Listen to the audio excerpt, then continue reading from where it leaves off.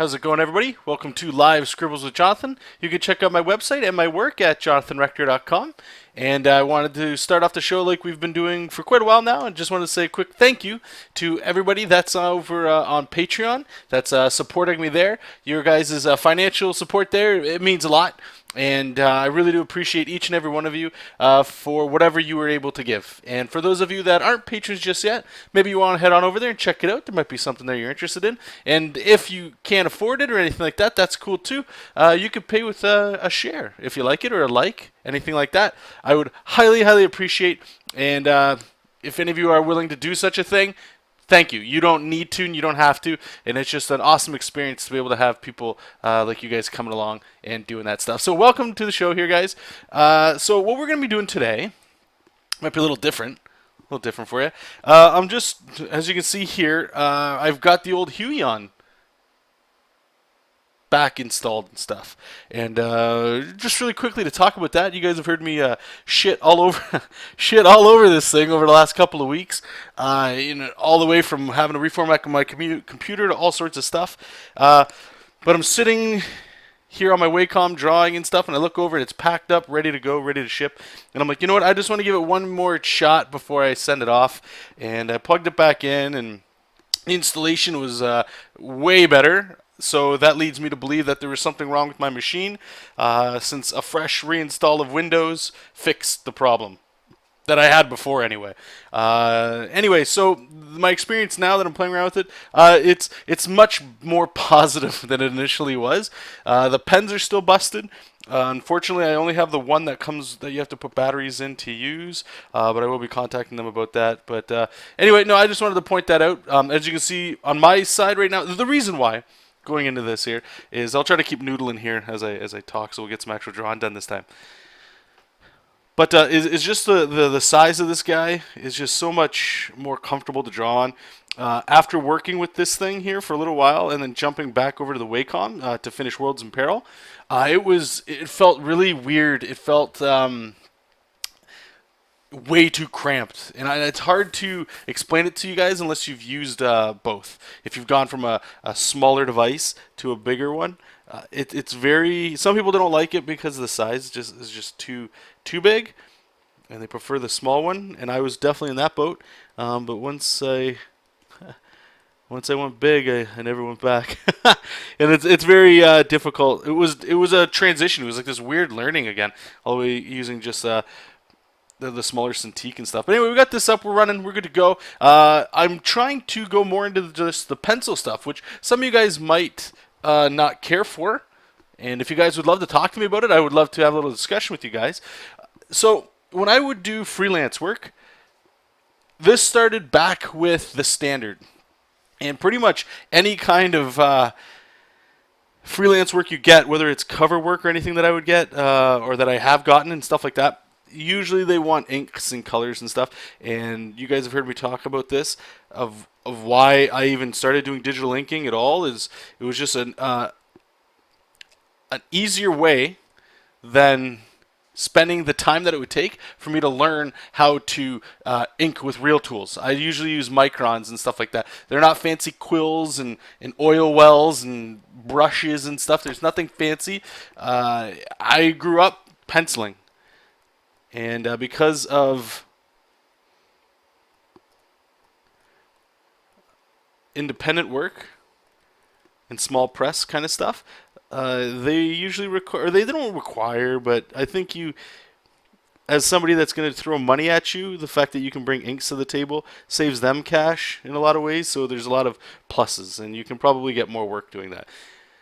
But now that we're all done that, what I'm going to be doing is getting back into penciling. That's what I used to do back in the day, and that's what I would like to do if I do comics professionally. Like, I don't want to say professionally, but through like a publisher or something, is I'm more comfortable penciling than I am inking.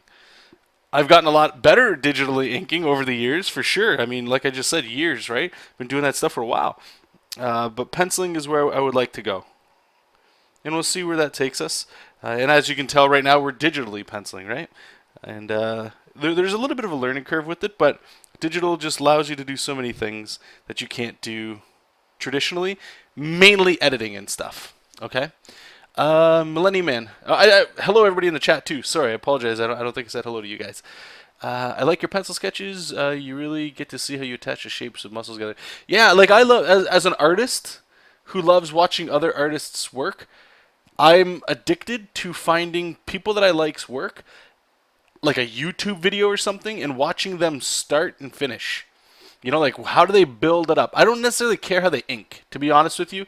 You know, like Freddie Williams, I talk about. His method is inking. If you've seen him do penciling, it usually goes into like a wash. But guys like him, like his style is he's turned that style of digitally working into how he works traditionally. But you will see some people like Finch. I know he has a few videos online. Any tutorial you buy with pencils, you guys, and just seeing people work with pencil and stuff and building it up, it's exactly like Millennium Man just said. It's really cool because you can see me right here. For people that were in here during the what's it called, the pre-show here, or just initially starting the sketch, is you just see scribbles or however people like to create their stuff and how they build it up and turn it into something real, you know, tangible. And I just get a kick out of it. And for me, I feel like I can be a lot more sloppy. I'm throwing down shapes. I got my kneadable eraser setting. I got my, I think right now I'm using a 4H lead. And I'll talk about that in a second why I'm doing that. It feels like a normal pencil here to me. It's not really that. I can't tell it's like radically different, but yeah. Noah's saying you should try to learn the real tools. Once you get them down, you'll never want to go back to microns. I hear you. That's what I've been hearing a lot of people say as well. But we'll see. To be honest with you, I'm not enough of an, at least right now, I'm not enough of an artist to sit down with Bristol and go and get like a pen and a quill and go, let's start inking. I do that from time to time with quick tests. You guys might see me post online, but for me, my stuff, I enjoy doing this sort of level of stuff here because it's still loose and it doesn't require like, I don't have to go in here. And this is something we're going to get used to. As you can see, like for me, the screen right now is perfect. I got an 11 by 17 piece of Bristol here that's 600 DPI, and I'm able to draw on this no problem. But when I'm streaming it, it's a little sucky for you guys. So when I zoom in here, like this is almost too big to work on, but this is probably as far as I go, and this is probably more close for you guys. But when I'm doing this hand, like look at this hand here, right? Like let's just sort of kneadable eraser it up, and I'll pretend I'll go back to this because there's some other stuff I want to add here. But it's really just, you know, like I'd figure out where, like, let's say the thumb is, like that. But you can see how loose pencils let you be, and anybody that's using pencils, you know what I'm talking about here. You know, and then you can kind of go over there with your line weights. You know, and I can just quickly shade. And I just love how this comes together. I love this process. Whereas anybody that does inking, right? How we all do inking, really. Let me just grab an inking tool here. I think this will be right. Yeah, there you go. Kind of. I don't know if you guys will see it. But, like, you have to be, you know, and if you want to get precision lines in there. And there's nothing wrong with it. It has a final look to it, right? And that's the thing. That's the point of inking, is to clean up the dirty pencils. There's nothing wrong with any of that stuff. Let's go back there. Lars is saying he doesn't believe in real tools. Whatever you're comfortable with. I have both Microns, Winsor, and Newton brushes and pen, but I tend to go back to the Microns. And everybody's saying they use them all in Manga Studio. Lenny Man is saying I used them all before switching to digital. Had fun with them all, but digital allows for so much editing. You forget if you screw up. Exactly. Yep. And there's nothing wrong. Do what you guys want. But the key is to experiment around, right? So what are we doing here? What's going on? What have you guys been up to? You guys let me know in excuse me. You guys let me know in the chat what you guys have been working on. I saw some of you guys posting links to art and stuff, and I'm very interested in the projects you're working on instead of me just rambling about what I'm always working on. Heyo, how you doing? Who is the pick of? It kind of reminds me of Savage Dragon villain. I haven't read, and I really should, Savage Dragon. This here is for Castle Dracula. What I was thinking about over the last week, and even from when we all started talking, is the main character, still nameless, still writing the script for that.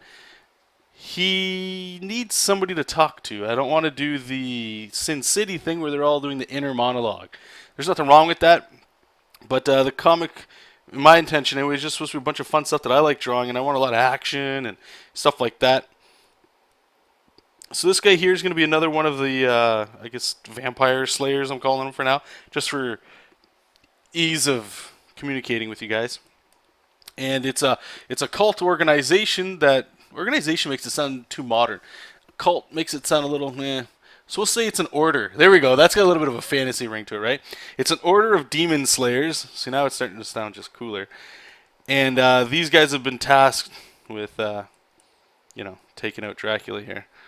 Or at least investigating into... See, even investigating sounds too modern.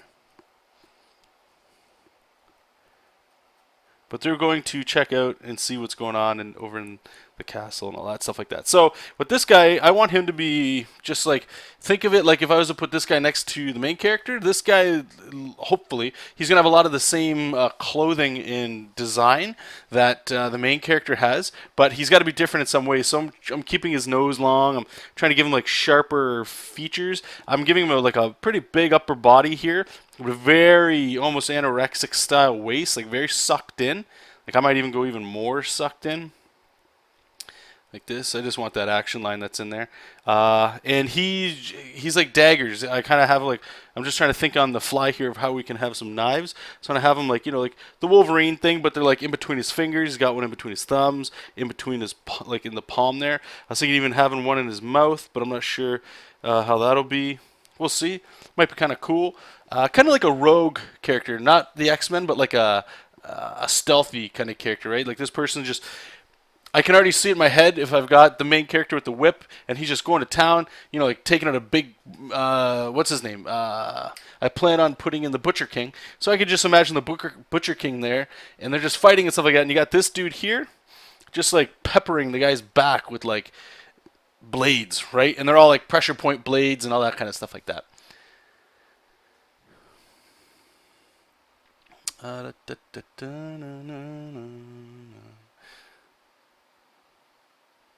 Oh, awesome projects, you guys.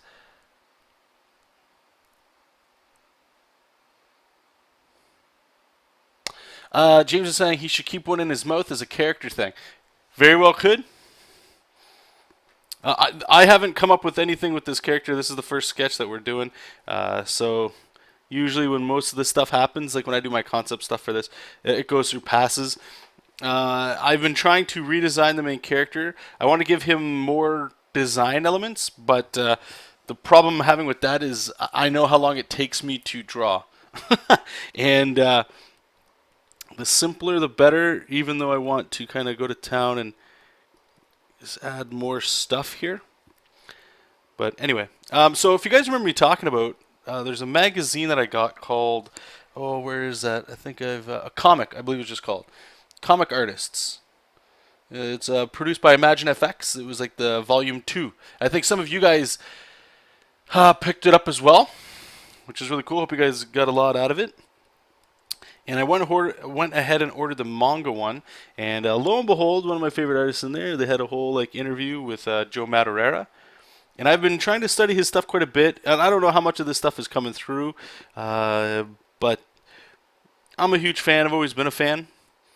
And I was just reading in the magazine there, he's sort of talking about his tools, and he uses just a 4H pencil, apparently at the time of that, and just an eraser and paper. So that's why I'm trying the 4H lead here. Since it's digital, I know it's a little different, because the tools feel different, But I'm trying the sort of workflow that I used to draw in like this stuff, where it's just... If you're coming into the show now, it might look like this is how we got here normally, but this was all just shapes and building it up and then putting the anatomy on there. Mostly, like, the point of this sort of style, I guess I'll call it, is that it's all about the energy and a feeling from it. Is the anatomy correct? That's taken a side step. If I go back and I look at my Worlds in Peril stuff, the stuff that we just did, a lot of that, yeah, it has, like, blown out anatomy and stuff, but a lot of it too, I remember going in there and trying to measure things to make sure there's at least some sort of proportions that look normal.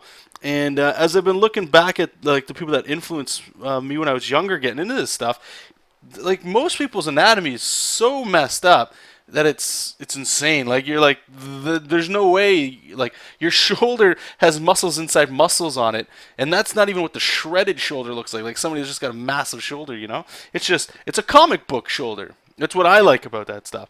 And I was just looking at it, and I'm like, you know what? That's definitely where I need to get back to. It's just get the motion, make it look like it's believable, but as long as the character shot works, as long as it invokes some sort of like feeling, you know, like that, like if you feel it or if you get an emotion out of it, then I'm doing my job. That's it. I don't care if I've got some elaborate background. It doesn't matter. Most people prefer character. Most. And I know there's an argument for environment tells a character and stuff like that, but that's not what I'm about. I'm not a fan of drawing elaborate backgrounds. It's cool to do from time to time, but for the most part, it's the characters that are more important to me. And that might sound like an excuse to not draw backgrounds, and it kind of is as well. I just wanted to make sure I'm not rambling here. Noah's asked, John, any tips on how to study Loomis and Bridgman? I'll answer that in a second. And you just got the Bridgman Anatomy book. It's incredible. Oh, awesome. I'm glad you like it. Some people look at it, they're not a fan. Guma Live. Hopefully I'm saying your name right. Guima Live. Is this going on YouTube? Yes, it does. Unfortunately, you've got to wait till the weekend. So if you're not on YouTube, go ahead and follow me over there. At just, I believe it's just, you can just search Scribbles with Jonathan, and it'll pop up. Subscribe to the channel there if you're not. And this usually goes up Saturday, Sunday. Usually is Saturday though. Once we're done streaming, I already upload it to YouTube, and then it just auto posts then. So if you can't make it, that's cool. Oh, thanks, James. You helped me out there.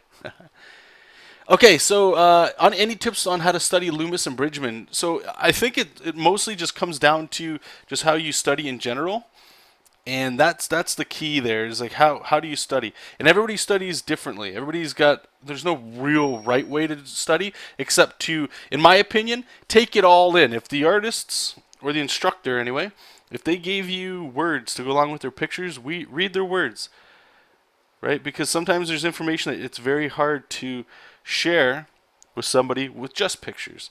You don't necessarily see how they got there, right? Like, kind of going back to what we talked about a little earlier, you guys that were in during the pre-show here, you guys saw me, if you guys were watching anyway, that how I built this guy up sort of thing, right? Like how we sort of started it. But when you get an anatomy book, the anatomy book, you know what I mean? Like it won't show you what I'm doing right here. Sometimes they'll show you stages, but mostly they won't, right? They'll show you like, all right, this is how you draw a torso or whatever, you know, and they'll have like blah, blah, blah, blah, blah, like that. But by the time you get it, or that it's published in there, they might have like some line weights going, you know, and oh yeah, get some action in there. I missed that squeak. You guys hear the squeak on the, on the stylus? Right? I'm not going to do the whole thing, but we'll just say it's like that. And that's what the anatomy book tells you, and that's great. But you need to find the process, and sometimes that's where the words will go. They'll tell you kind of that, okay? We're very lucky to live in a time right now where we have YouTube in places. So check YouTube. See if I would imagine there has to be people drawing Bridgman studies or something. Just go on there and check, see what's going on, and see what they're doing. For me, I like to do a couple passes through an anatomy book. The first one is just go through the entire thing from cover to cover, draw every single picture. And it should take you a little while to do that. And then the second time, you just go through and maybe you settle down and you just go, okay, you know, you're getting the understanding of what that person was saying. But go back to like, maybe I want to learn heads a little bit better. And just go to the head section and like sink it in. Give it some time. And another thing I recommend doing, and this is actually something I'm doing after the show here, is I make my own like homeschool. I've talked about this before. Make your own homeschool schedule. I don't think that you don't know how or what to put in there. You know exactly what to put in there. Just everything you suck at and everything that you want to improve on. And don't lie. Don't tell yourself, you know, don't do things like, okay, well, I'm not very good at drawing women, so I'm going to try to homeschool myself with how to draw muscle men and stuff like that. Don't do that. Like, get two birds with one stone here. Draw to get better, but draw what you suck at as well. Because if you're not going to draw what you suck at while you're studying, you're definitely not going to do it when you're just like doing what I'm doing, just noodling and designing a character. There's no way I'd go in here and start going, I don't like drawing cars and anything that requires perfect anatomy, okay? and I'm not that skilled just yet at cars. So cars will say, there's no way I'm gonna have this guy just running through a bunch of cars. Like that doesn't sound fun to me, right? Because this is a fun sketch. This is my time to just go in here and just have some fun, do what I want to do. So when you schedule time to study, you got to be disciplined at it and realize that the work you're putting in there is very important, and it shouldn't be what's the word I'm looking for? It's precious is what I'm basically trying to get at. It's very important that you make the time to do that. One thing I can tell you is from doing client work and stuff, it's very hard, and this was advice I got very early on, and I didn't realize it until much later. And it's true, is once you start getting paid client work or just your own personal work, and like you have a deadline that you have to hit or something like that, if your time to study is it almost doesn't even exist anymore. It's very hard to find time in your day to study. At least it does for me. Because now I got a job, blah, blah, blah, blah, blah. It doesn't matter. So, kind of get back to your question, how to study. I would set it up something like as if you were to work out. I recommend drawing every single day, okay? But some people need to build it up. So just do like a regimen that you would do it like a workout, like a Monday, Wednesday, Friday. Leave your weekends open to just have fun. You know what I mean? You still got Tuesday, you still got the rest of the week to do it, but just schedule like a half hour. Start small, or do a bite-sized chunk like an hour, and give yourself an assignment. Like think of it like homework. Like a teacher just gave you a Bridgman in your case and said, "Here you go. Look at it and see what you can break down into chapters." Like look at it from a scholastic point of view, and just go, okay, well tonight is head, so you might be in class for an hour, hour and a half, but you're learning head, and it's not going to be fun. It's going to suck. It's going to suck so bad. You're not going to have fun. Okay? But I promise you it's definitely worth it. It's going to pay itself off even when you don't even know it's doing that. Okay? So I wish you all the luck there, bud.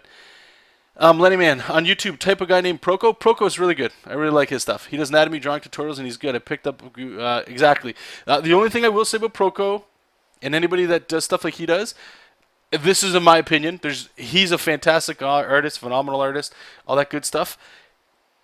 Go into it looking for what you want out of it, meaning understanding how anatomy works, and like fabrics and clothing and stuff like that. He's very, very good at that stuff.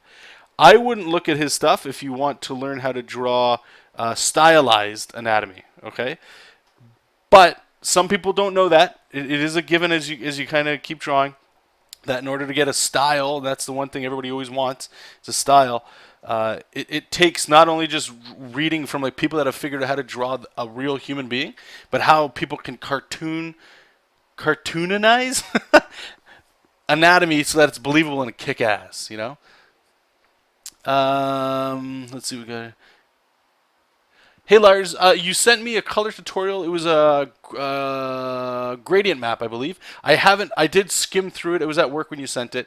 I have it in my file to check it out. I haven't had a chance yet, but I would very much like to get in there. What I really dug about it was how he was using multiple gradient maps.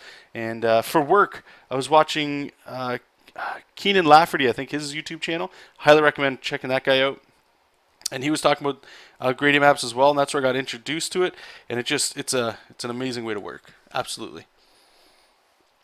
All right, so we got this guy. I kind of already want to go in there and just start building this stuff up. There's some areas I don't have yet, like his backhand there, whatever. What I will do, though, is I'm just going to move this over. I got lots of room here. But I just really want those. I want like a lot of knives to be coming at the viewer here, So I'm just going to insinuate that they're here. What I like to do with this stuff too, guys, is this is all digital, and I highly recommend, if you work in digital, to have your way around the computer to find this stuff. But personally, when I'm doing personal projects like this, I still like to print it out. So this will get printed out for me so that I have it in a manila folder, and that's called Castle Dracula, and I can just go through that and just kind of, I can see it a little organically. Sometimes, you might go to the washroom. Might get gross on you here a little bit. Go to the washroom before you go to bed. You're just bored or something, and you just kind of flip through it, and it puts ideas in your head without having to be at the computer.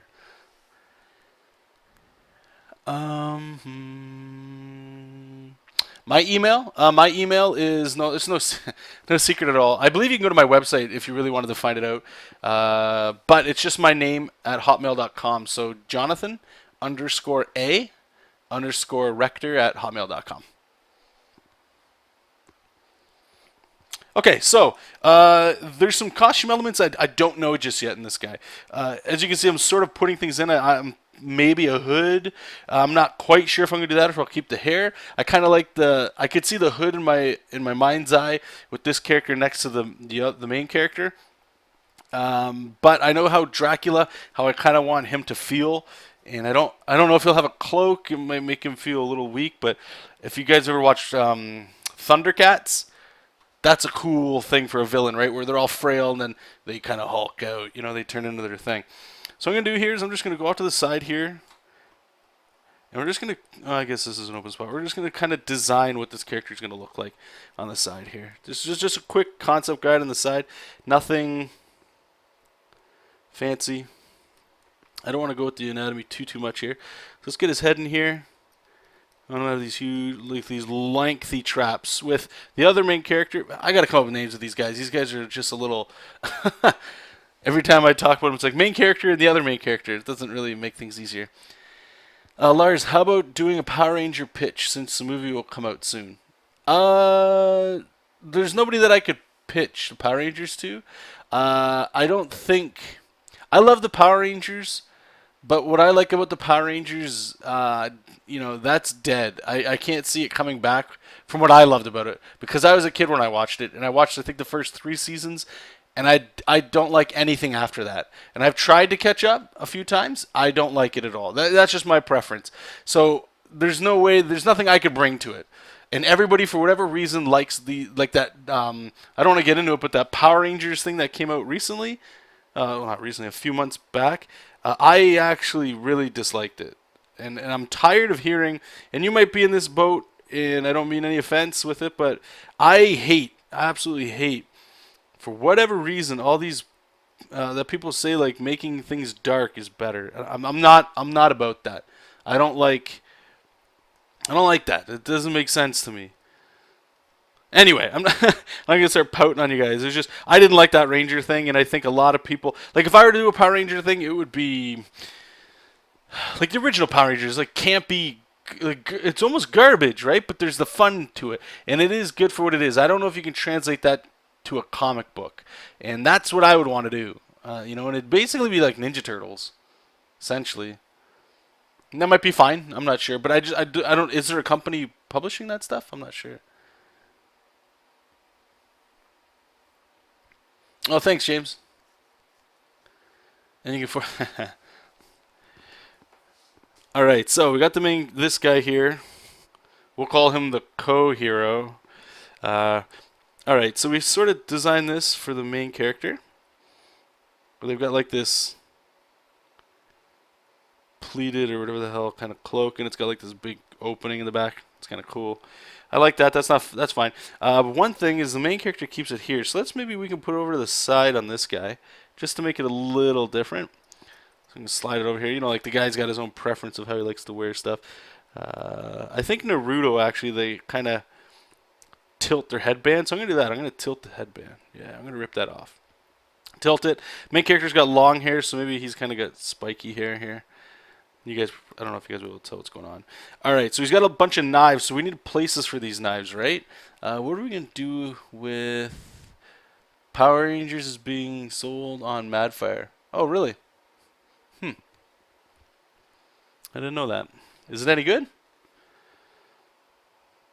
Maybe what we can do is put a couple belts here with a bunch of knives all over them. Still need to try to bring in some cool characteristics to him. Maybe he's got some knives on his gauntlet here. Yeah, give him big old fat gloves.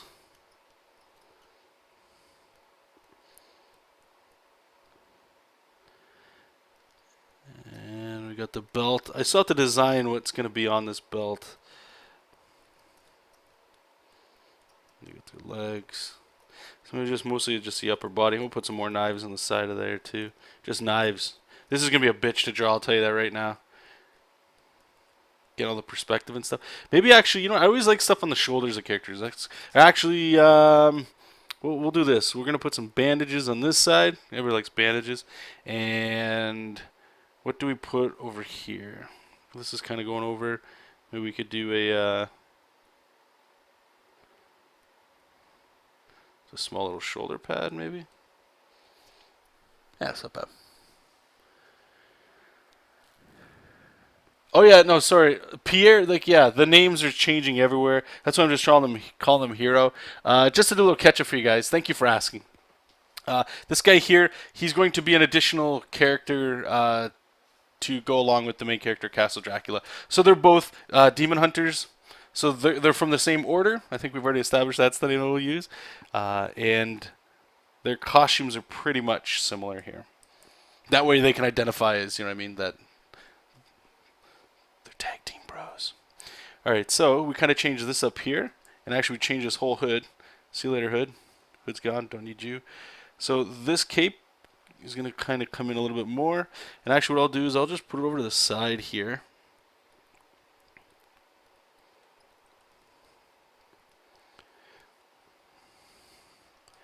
And we're going to steal the Naruto thing. At least I'm pretty sure it's in here. Now, this drawing is on the wrong side then, because you want to show his eye. So maybe we can go... Nah, I want it this way. It just looks better. So we're just going to change... this side here. Don't worry about fixing it later.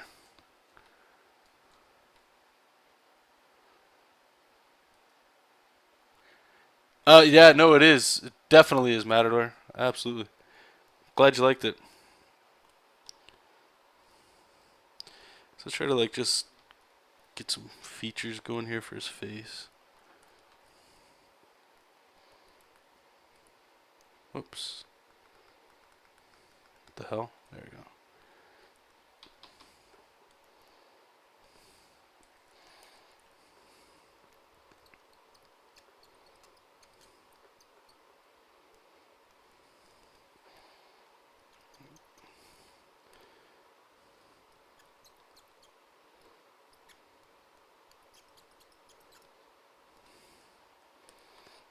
That.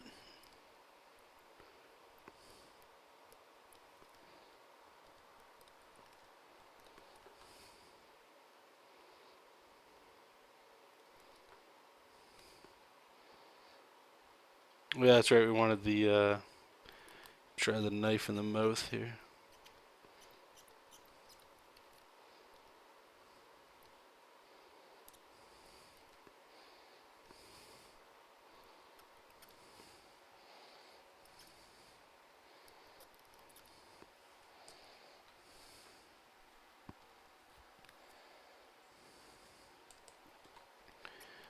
Got his chin action.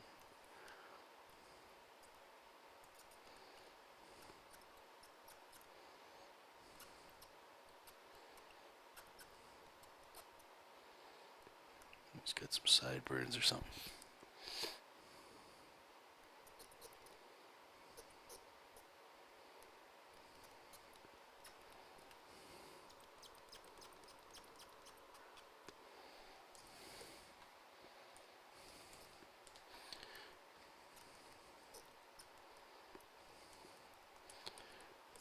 And I have no idea what we're going to design yet for that, for his blades.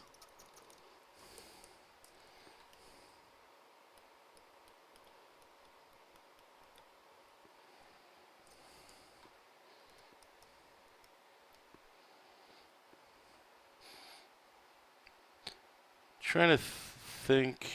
The main character is pretty honorable and stuff. Maybe this guy is a little bit more.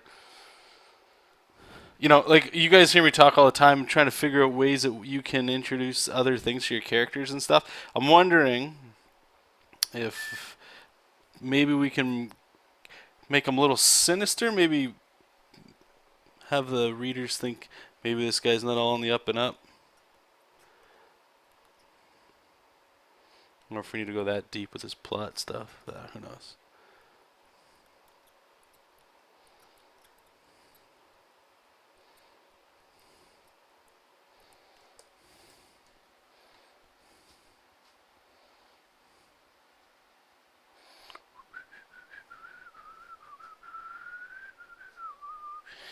What's that? Did I get the dynamic superheroes? Yes, I did.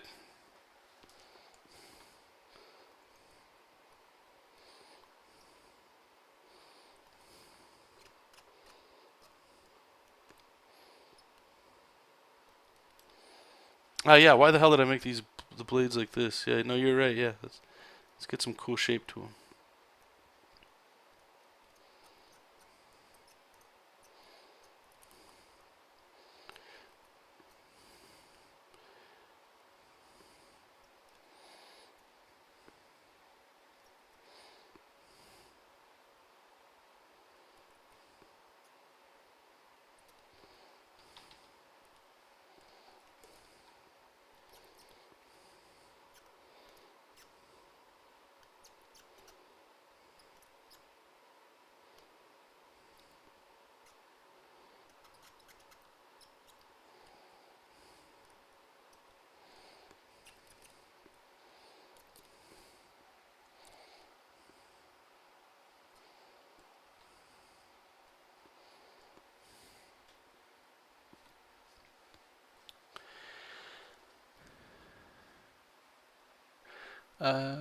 The protagonist is easy to come up with for me, but a villain is a challenge for a reason.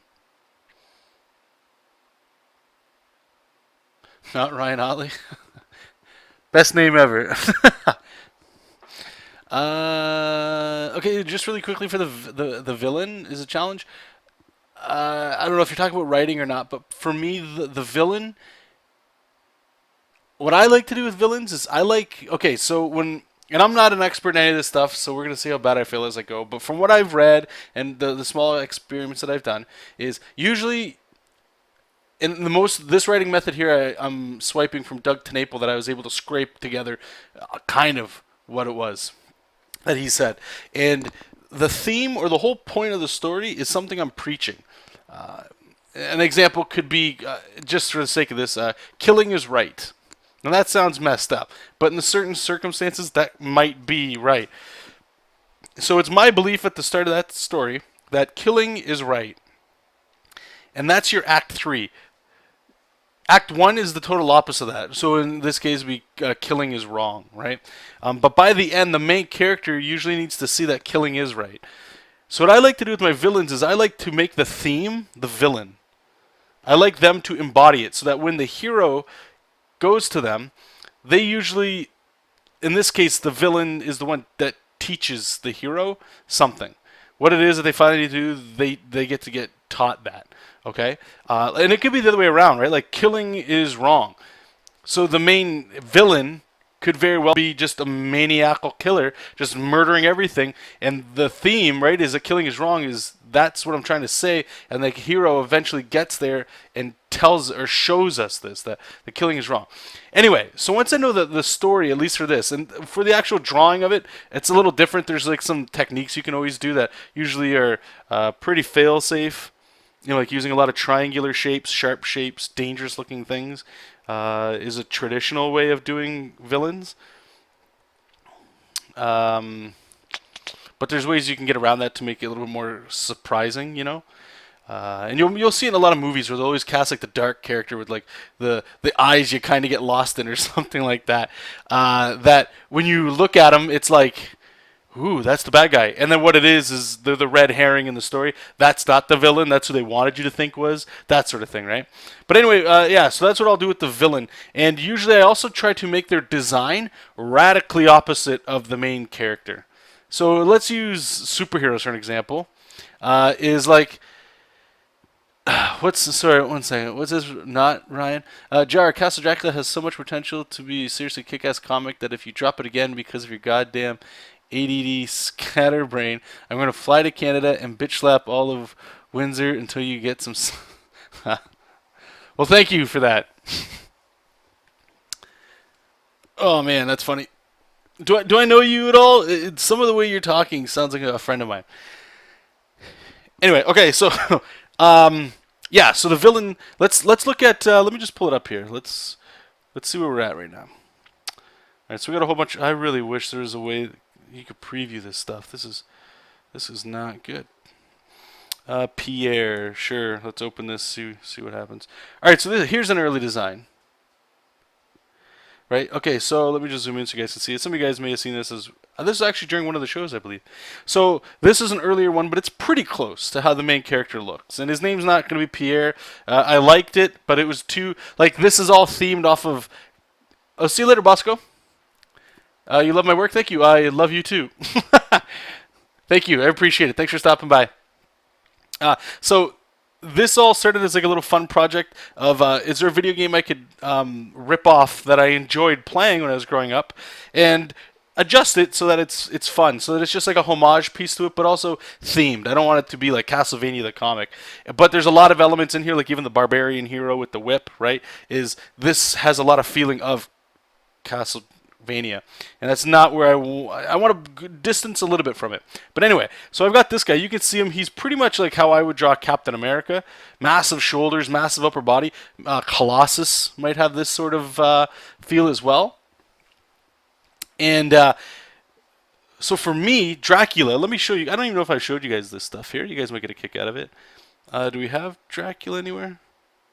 All right, we've got a whole bunch of stuff here. All right, so we're going to do a little like a slideshow. Some fun show. Some fun. And if there's any nudity or weird pictures in here, I apologize. I just save things and I kind of go in there. So these are just like some rough concepts, just feelings for it, you know? No real design set on anything. You can see like the textured background and stuff. Who knows if any of this is going to be in here, but this is sort of what I was talking about of making concepts, right? This is just a feeling. I wanted to get something down that I like. And when I look at this, there's some red flags that come up to me that I'm not sure if I want to go down that route. And I'm trying to play off the classic movie Dracula in these ones, and I'm not sure that's the Dracula I want. I don't want one that's been around everywhere. I would like one that's got a little bit more style to it. And if we have it here, I'll show you eventually where we're kind of going with it.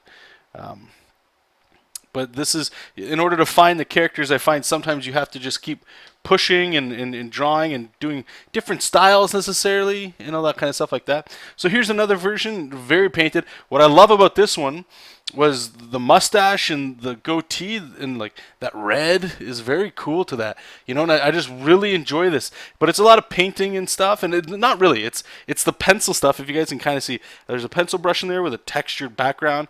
Change some of the color on it, and then just added a shadow layer and a highlight layer, right? And it's cool. It's got some coolness to it. But if you see like the rim right here, all of a sudden I started thinking maybe it's armor. Maybe he's got armor and stuff like that, right? But the really cool part is, and this is what I try to encourage you guys to think about, and this was just an accident, was I forget how this worked. I was just throwing highlights. And then I have a vial of blood, and I want that blood, I guess it'll just be a little spoiler for you guys or whatever, is I want that vial of blood to be his blood before he became Dracula. So whatever it was that transformed him, he's got, and he wears it around himself. That's like the last thing he has of himself, you know. And I thought that'd be a really cool little like story thing to throw in there. Let's see what this is. All right, so this is where we started going. And I really liked where this was kind of headed. I started to throw word balloons in here. You guys hear me talk about that too. I know it's going to be a comic book. Sometimes I'll have an idea in my head, and a really good way to illustrate that idea is to just knock out a quick sketch, and then when you get time, come in and just, you know, jazz it up a bit. Don't go, you know, do whatever you want. But so what I had the idea here was this is the character that obviously will become Dracula, but isn't Dracula yet. And the head that he has is Dracula, right? So there's some looks that I have here for the hair, like I'm getting the flares kind of going up and stuff. And, you know, it's just really, I don't know, just trying to find cool stuff, like to push it, you know? And what I liked about this is if you compare this to this guy, you know, there is a different style and change and stuff, but a lot of it I'm trying to do like square shapes, boxy shapes. You can look at them. And with Dracula, it's all angles and like sharp things, you know. I'm putting purposeful spikes and stuff around his armor and just trying to play it around. And I don't know how far the armor is going to go or where I'll go with the character, but it's just, these are good things to have to print out and just look at while you're sort of, while I'm anyway going and trying to figure out the script. While I'm trying to find time to knock that one out. So let's see what else we got here. I think we just got one more. Yeah, so this one's pretty stupid. I really don't like it. but again, it was more along the lines of the first one, where it's just coming out of shadows, materializing kind of thing, and he's too boring. Like, I look at that guy and no, this guy has more something interesting to him. It's the same kind of thing, a little different painting style, but this guy, there's more life to this one. There's more interest. What else can I show you guys now that we're in here? Batman? What is this? Oh, right, when we were trying to figure out the Man-Bat characters. Let's see what else we got. Yep, we did a video on this one. You guys can go back and watch that one too. That one was cool. Not sure if any of these guys will make it in, but we'll see. Pin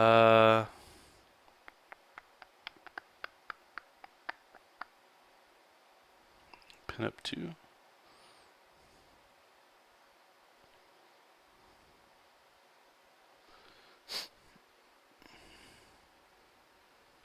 Loading.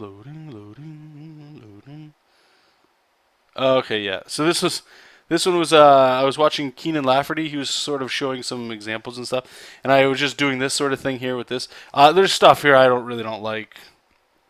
I'm not gonna get into it, but anyway, even his hair is gonna change a bit.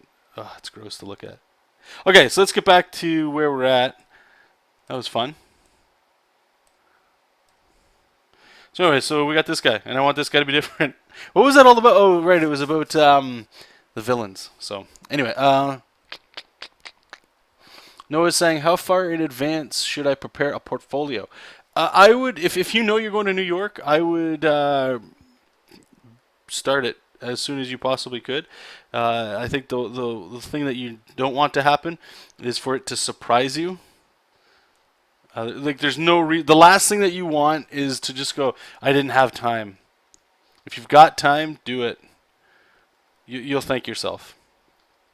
Plus, it also gives you time to go back and, I don't know, go back and fix what you're doing, Go ahead and knock that stuff out.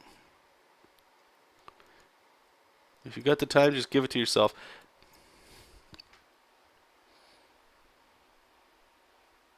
James, I'm working on mine now. The stuff in it can always be changed if I do something better. Exactly. Yep.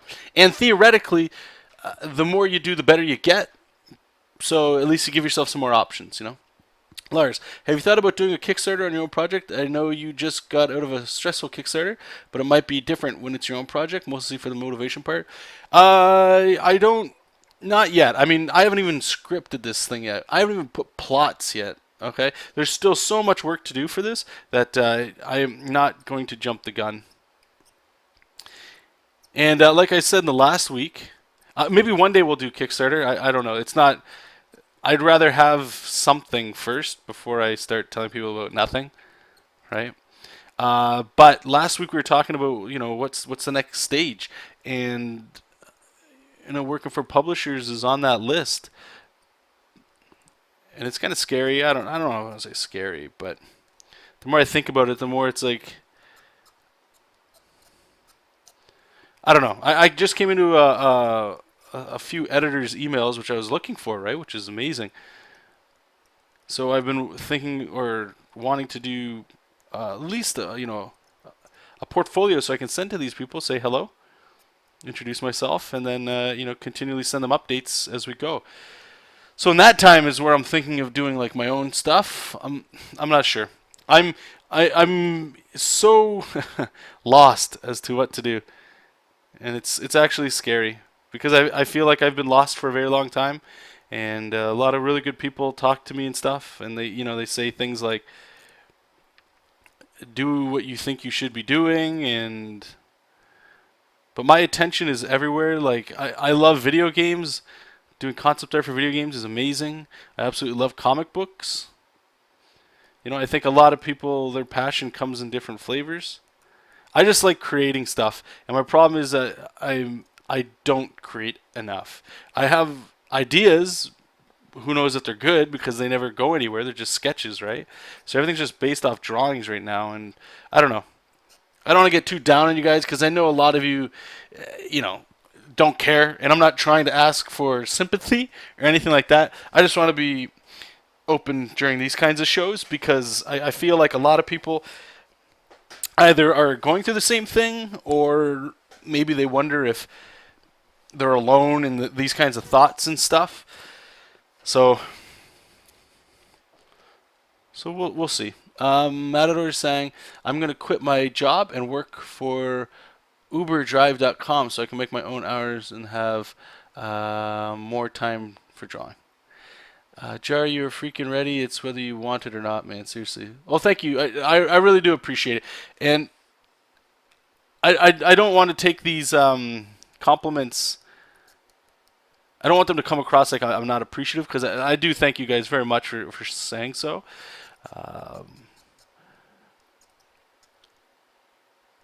But I don't know. I wonder from times if I'm drawing for the wrong reasons. And doesn't that sound weird? Because I know drawing like the Hulk or Spider-Man or Batman and stuff like that'd be kick-ass.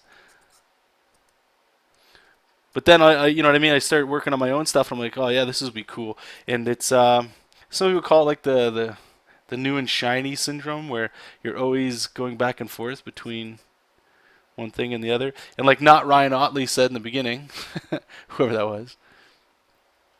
was if I don't do this project here, he's gonna fly out here and beat my ass. Which is great, you know. I mean, like this is wow. I feel like this is really going sour. Like all of a sudden now we're talking about some like, people should start crying or something. And I don't intend that at all. Like I love what I'm doing. The only problem that I have right now is just deciding for sure. It's like a commitment thing, I guess. Of all right, this is what I want to do. And the reason why I guess I'm scared, and now that I'm just talking about it out loud, I don't know, maybe scared's not the right word, but why I'm not sure is because I feel like, okay, so like let's start working on portfolios to send that stuff out, right? Because it would be kick-ass to work on these amazing characters. But then in the back of my head, it's like, but then that means you can't draw your own stuff. You can't do your own comics, right? Because right now, anyway, I might not be able to do so. There's just so much time in the day and blah, blah, blah. And the other side is, well, if you do your own stuff, that means, you know, you're giving up the opportunity to get in contact with emails, build editors, build a relationship. That's gonna take time to grow and blah blah blah blah blah blah blah blah. It's just more just getting in my own head. That's all it is. Let's be honest. To be fair, I mean, honestly, I think what I would really do is get my portfolio ready. Just send it out, say hello to people, and I'm not expecting any jobs from that. I think it's pretty stupid to do that. But just to get on the radar of some people, and then just get back to doing my own thing and send updates of my own stuff. That's what I honestly think I should be doing, or feel like I should be doing anyway. James is saying, I'm doing my own comic because I'm not ready for the real thing, but you are ready to work for a publisher.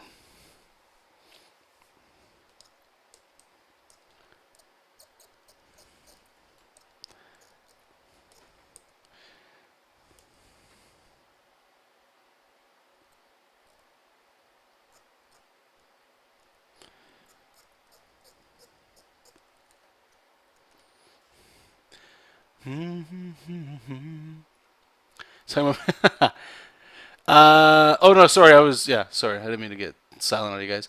Lenny Man is saying, George Perez told me once that the best way to get noticed by the big publishers is to do independent comics, your own stuff. If you can show you can produce on your own time and stuff, you're more appealing to them due to reliability on following. Yeah, no, and I've heard that as well. Matador is saying another thing is that you can't do a monthly thing on a part-time basis. You have to go full throttle. Absolutely. So would you leave your day job, which sounds stable? What if you do not like the monthly thing with Marvel or DC? Yeah, no, it's a very real question.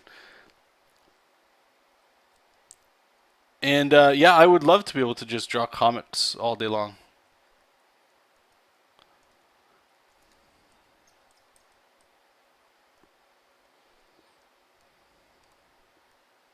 You know, some of the idols that I look up to in the comic industry, some of them anyway. Joe Madureira is the biggest one for me. He's one of the reasons I got into it, and it was for Battle Chasers. It wasn't even for his X-Men work. I don't even know if anybody in here is familiar with his work. I hope so. He was an insanely talented guy, and I've just been reading up on him and stuff, you know. And he's definitely a guy that doesn't like deadlines. And so I'm finding a lot of parallels with myself with him. And it's not that I don't like deadlines, and I'm more than sure it's not that he didn't like deadlines. I feel like it's the same sort of mentality of, and he even said so in one of his things, is that it's not that he can't stay with something so long. It's that there's just so much that you want to do that it's kind of like, unfortunately, you stop doing certain projects or giving them as much attention, and you start dividing your time up with other things. And that's actually, it's very bad. It's not a good thing to be able to do that sort of stuff. You know, it's a quick way to kill any kind of momentum you have with what you're doing or what people think you should be doing, you know, or what even you should be doing. It'll kill a lot of that stuff.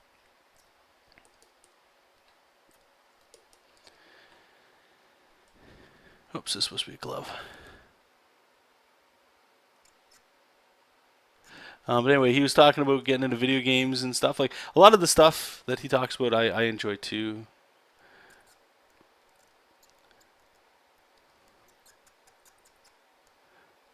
So I'm just getting in here, getting into the fun stuff here. But anyway, Pillowhead. John, sorry, I don't know if you answered this, but did you get done with the Ninja Turtle thing? Which Ninja Turtle thing? Lars, I was talking to David Lloyd this weekend, and he said the exact same thing. He told me to take advantage of the internet. He said all this while drinking a glass of wine and... Oh, Lars and I, we had a Patreon meeting last weekend. Was it last weekend or Friday? Last week sometime. A lot of these times are just start blurring after a while. But this guy was doing sketches. His name is David Lloyd, and the guy had a bottle of wine or a glass of wine while he was doing sketches. Now, talk about laid back. Talking about being badass. I don't think I've ever seen, and I haven't been to too many cons, but I don't think I've seen comic artists drinking at drinking doing sketches. Oh man, you know that dude's approachable. You know what I mean? Matter was saying, I remember his work on Deadpool, not bad, but if not the Joe Mad now. Early Joe Mad was very manga influenced.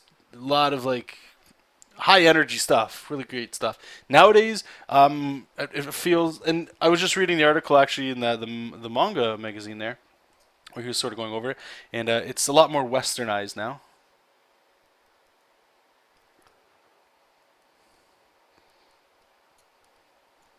And that's why it's currently got like the style that he's at right now. But either way, it was just refreshing to hear some of the stuff he's talking about, because I don't know if you guys ever feel like this, but sometimes there's artists you look up to and you'll hear them talk and they'll start saying certain things that are on your mind, and it's a great feeling to know that even the people you look up to, your heroes or your I like to call them passion artists, you know, the guys that are the ones that got you passionate about picking up a pencil in the first place, guys or girls. And just hearing that even the mighty have struggles too.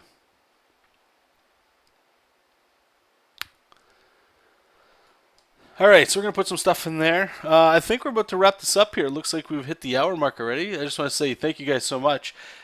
So we'll see where we're going. Each week's just 1 week. I kind of think of this as like a vacation, to be honest with you, now that I don't have any client work. I can just kind of relax, do my own thing, which is good and bad. You know, if I'm not on my own ass, I'm not on anybody's ass. Not sure what that means, but we'll see where it goes. Right now, what I'm doing is any personal work I do is for just Castle Dracula. I really want to, because I've been talking about it and drawing it for quite a while. You guys know, there's tons of projects. I just posted one that was like 2012 that I was looking through on, what's it called? YouTube. Squirrel God. Oh, man. I was looking through the concept art that I had in a folder, and I'm like, man, there's some really cool stuff in there and all that. And I remember I made a very cheesy trailer. It's just a bunch of art with like some music behind it. But it had the feeling that I was trying to get out of it. I'm like, you know what I need to do? And this is just being real, and everybody knows this, it's do one project at a time. That's all it is. I did have a video before, and I still recommend doing this, and I continue to do this all the time, is go back. There's a video. I even made an article on my website. You can go to my blog, check it out. And what it is I believe it was called How to Sell Ideas to Yourself. And what you're doing is, if you guys ever walk around or you're in the shower, I got a bunch of ideas in the shower, and you just like a fight scene or a cool story or a character. What I like to do is, as soon as I can, is make like a production package for myself, as if I was going into a boardroom to pitch it to people. So very quick concept art, some notes, you know, whatever you can do, and then all I do is I shelf that. That way it gets it out of my system, and when I'm done, theoretically, a project, I can go, which one right now turns me on? Which one's the one that gets me, that's the project I got to jump on, right? And so far, it's been good. So far, like, I haven't been posting any new project ideas and stuff. I'm trying to keep those under wraps until these ones kind of get going. But that's the battle plan so far. Right now, it'll be a Ninja Turtle pitch. So you guys will be, hopefully you get excited about that. I'm going to see what I'm going to do for YouTube content for that. One fear I do have with you guys, and I did say this, I think it was 2 weeks ago. I'm just going to say it again. That way it's not a shock to anybody. I mean, these are hour-long videos, so I will bring another video up about this. The time I have to do these sort of things is limited because of what I want to do.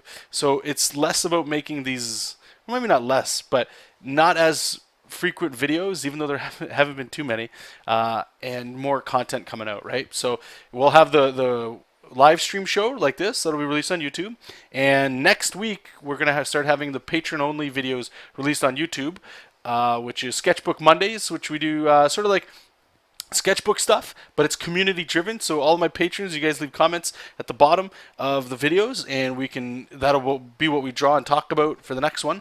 Right now, looks like the path that we're going to be going is there's a Spider-Man script that I just pulled randomly because people had an idea of, can you show us how you break down thumbnails from a script? Like, how do you do that? I've done it before, but this one was a lot more long-winded. I think it was like an hour video. So we're going from that, and now what we're going to be doing is we're going all the way. So we're going to go right to finished pencils and finished inks as well. And I believe those will be, next week will be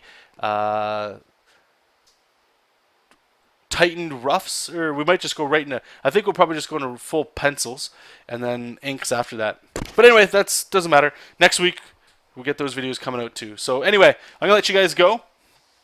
And I want to thank you guys so much for asking all the really cool questions, getting me to think a little bit, asking the deep stuff, the deep, deep questions.